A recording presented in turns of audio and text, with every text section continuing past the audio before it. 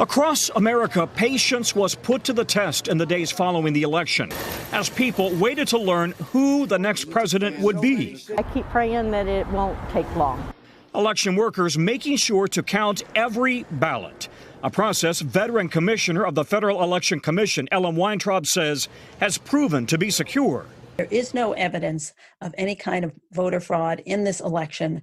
The results were tabulated honestly. The American public. Former Republican Homeland Security Secretary Michael Chertoff points to the results as proof of no manipulation. If you look at the fact that there was apparently a fair amount of ticket splitting where people voted for Joe Biden for president, but then may have voted for a Republican for the House or for the Senate, that reinforces the idea that there was no fraud. Republicans, in fact, did better than expected in the election, defying the polls to pick up seats in the House of Representatives. The fate of the Senate majority now coming down to 2 runoff elections in Georgia. Thank you very much. President Trump points out that he was ahead early in many states that he went on to lose, so-called mirages that many experts anticipated before Election Day.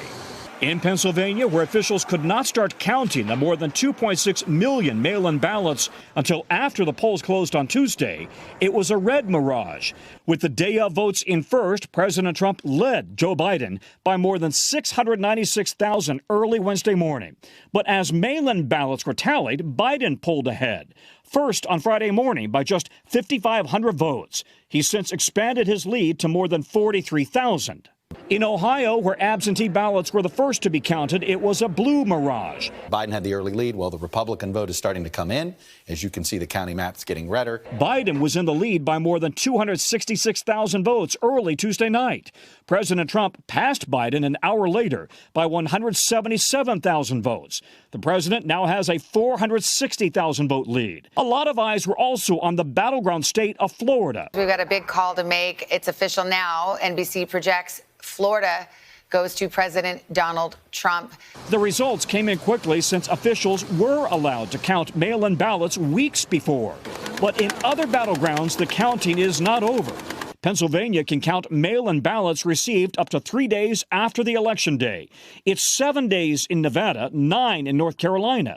A vital, legal, methodical, and democratic process to pick the leader of the country, working as designed. Tom, it's so interesting to see, how it really shook out and whether the order in which the states chose to count the votes really affected how things looked early on. But now we've got the votes counted and now we have the result. But, people have been concerned about voter fraud. How common is it really? Yeah, and in fact, social media is full of, candidly, disinformation, misinformation, alleging all of this. But listen, the judges so far have not been ruling in the Republicans' favor on this. The judges, rather, are saying there simply is no evidence of it. And a Loyola University law school professor actually did some research on this and found that out of 1 billion ballots cast, 1 billion with a B, from 2000 to 2014, he could only find 31 cases of voter impersonation that were confirmed. So it seems to be one of these myths, urban myths and legends that takes off every few years. As you know, President Trump accused Hillary Clinton of engaging and the Democrats of engaging in voter fraud 4 years ago, accused Ted Cruz and his campaign of engaging in voter fraud. Both of those times, of course, were when President Trump did not like the results.